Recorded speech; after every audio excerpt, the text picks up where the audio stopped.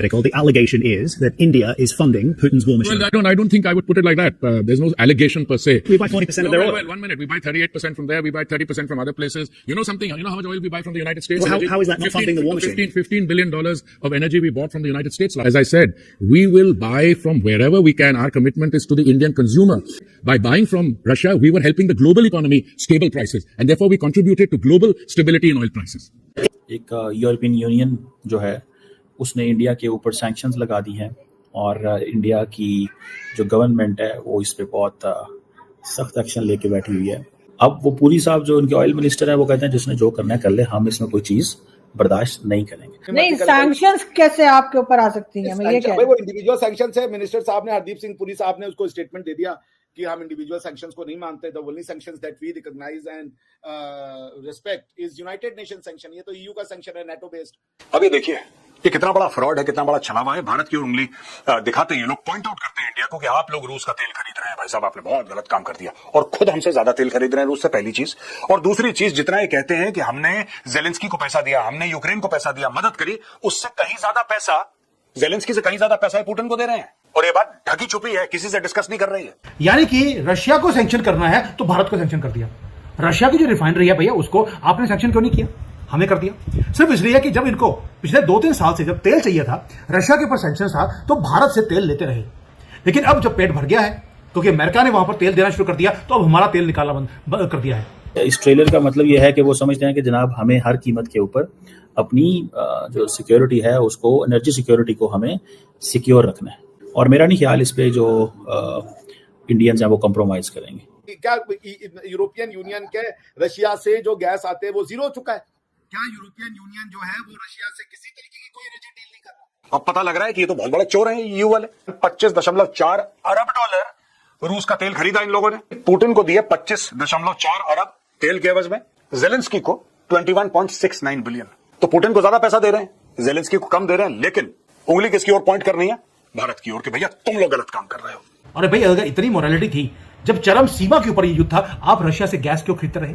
आपने तेल क्यों खरीदा भारत से, जबकि आपको मालूम था कि रशिया से तेल आ रहा है, प्रोसेस हो रहा है और आपके पास आ रहा है। जय हिंद दोस्तों, स्वागत है एक और वीडियो में। दोस्तों, भारत ने शुक्रवार को यूरोपीय संघ की ओर से रूस पर लगाए गए ताज़ा प्रतिबंधों की कड़ी आलोचना की। इन प्रतिबंधों में गुजरात की एक तेल रिफाइनरी को भी शामिल किया गया है। विदेश मंत्रालय ने कहा कि भारत ऐसे किसी भी प्रतिबंध को नहीं मानता जो संयुक्त राष्ट्र के दायरे से बाहर लगाए गए हों।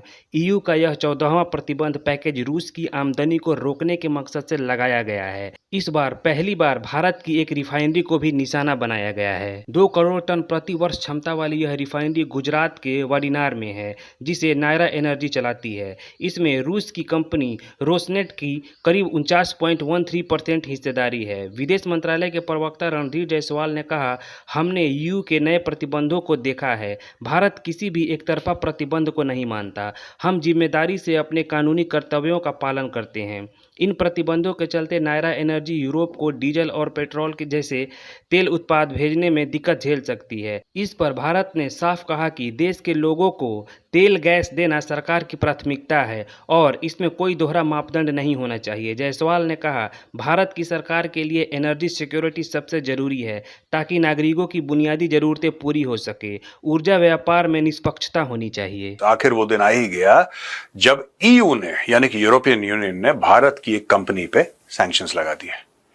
दोस्तों, इनका यह कहना है कि भारत रूस से तेल बहुत खरीदता है और इससे रूस को मजबूती मिलती है यूक्रेन के ऊपर हमला बोलने की, यानी कि पैसे मिलते हैं। जाहिर सी बात है, जब रूस भारत को तेल दे रहा है तो भारत उसको डॉलर दे रहा होगा या कुछ करेंसी दे रहा होगा, जिससे रूस हथियार खरीदता है, हथियार बनाता है और यूक्रेन पे हमला करता है।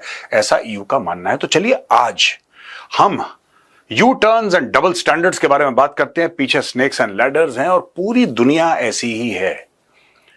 जो चोरी करता है वो खुद को इनोसेंट बताता है और दूसरे को दोषी।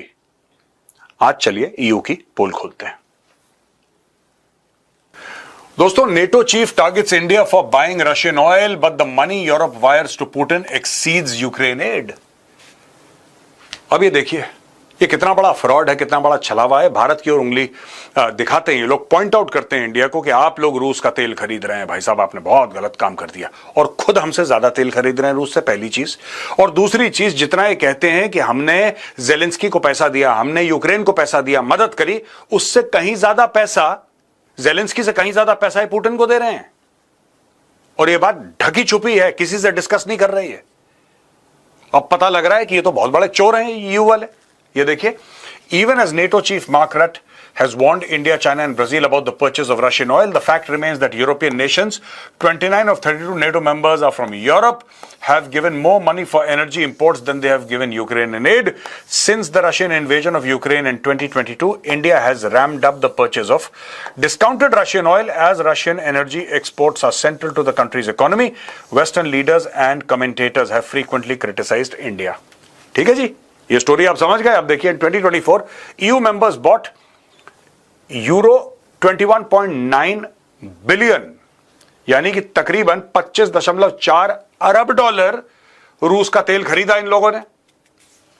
अच्छा, अब उसी समय, अब ये डॉलर टू डॉलर देख लें साहब, ये पैसा उन्होंने दिया पुतिन को और ये पैसा दिया उन्होंने जेलेंस्की को, यानी कि पुतिन को दिए 25.4 अरब तेल के एवज में और जेलेंस्की को 21.69 बिलियन।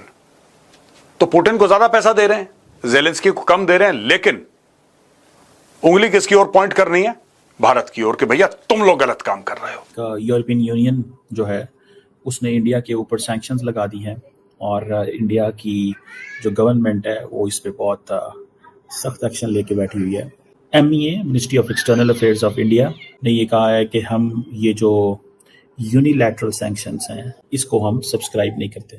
ये इंडिया ने एक फार्मूला बनाया हुआ है कि India does not subscribe to the unilateral sanctions. ये इंडिया बार बार एक ही चीज़ जो है वो इंटरनेशनल ऑडियंस को भी कह रहे हैं कि इंडिया को ये है कि भाई हम क्यों माने इनकी यूनिलैटरल सैंक्शंस, क्यों हम इनके इस प्रेशर के नीचे आए। क्योंकि इंडिया, आप जारी बात है, बड़े पैमाने पे तेल ले रहा है रशिया से, और वो कह रहे हैं कि तेल लेना हमने बंद नहीं करना। तो आपने जो करना है आप उस हिसाब से कर सकते हैं, लेकिन यूनिलैटरल तो शायद ये एक मैसेजिंग है इंडिया को बड़ी क्लियर कि वो आइंदा क्या होने वाला है। इंडिया कहता है कि हमारी जो एनर्जी सॉवरेनिटी है उसके ऊपर हम कोई कॉम्प्रोमाइज नहीं करेंगे और दुनिया के जो डबल स्टैंडर्ड्स हैं उसको हम क्रिटिसाइज भी करेंगे, एक्सपोज भी करेंगे। अब वो कहते हैं कि जी EU जो है उसके ऊपर डबल स्टैंडर्ड्स अप्लाई होते हैं एनर्जी ट्रेड में, कि जो वेस्टर्न कंट्रीज हैं वो एक्स्ट्रा जो जिसे कहते हैं ना टेरिटोरियल जो ओवर रीच कर रहे हैं, और ताकि इंडिया की जो एनर्जी सिक्योरिटी है वो कॉम्प्रोमाइज हो। अब इंडियंस कहते हैं कि नहीं, हम ये चीज़ नहीं करेंगे। अदारा है, ग्रुप है, उसको बोलते हैं रोजनेफ्ट, ठीक है जी, एक रिफाइनरी जो एक रिफाइनरी को ऑपरेट करता है वदेना गुजरात के अंदर। ये कहा जा रहा है कि फर्स्ट इंडियन इंफ्रास्ट्रक्चर है जिसके ऊपर सैंक्शंस हैं, और ये सारी बातें यूनिलैटरल सैंक्शंस हैं। ये जो रिफाइनरी है नयारा एनर्जी है जो कि 20 million ton per year refinery करती है गुजरात के वदेनर के अंदर, और यहाँ पे ये जो रशियन ऑयल आता है, और ये जो सैंक्शंस हैं जो कि यूरोपियन यूनियन पे की तरफ से आई हैं, जैसे मैंने पहले बताया कि इंडियंस कहते हैं कि हम इसको बाय नहीं करते, कि अगर इंडिया यूरोपियन यूनियन की यूनिलैटरल सैंक्शंस को बाय नहीं करता तो अमेरिका की यूनिलैटरल सैंक्शंस अगर वो यूनिलैटरल लगाता है तो क्या वो बाय करेगा? अगर वो इंडिया के ऊपर सैंक्शंस हैं तो इंडिया उसको सब्सक्राइब नहीं करता, लेकिन अगर वो किसी और मुल्क के ऊपर हैं तो इसको इंडिया सब्सक्राइब करेगा। अब यूरोपियंस वो कहते क्या हैं, EU वाले वो कहते हैं कि जी हमें ये कोई प्रॉब्लम नहीं है। मैं देख रहा था कि जो EU एम्बेसडर है इंडिया के अंदर, वो कहते हैं कि हम ममालिक को ये नहीं कहते कि आप रशिया से तेल ना खरीदें, लेकिन जो प्राइस कैप सेट की हुई है उसके अंदर है।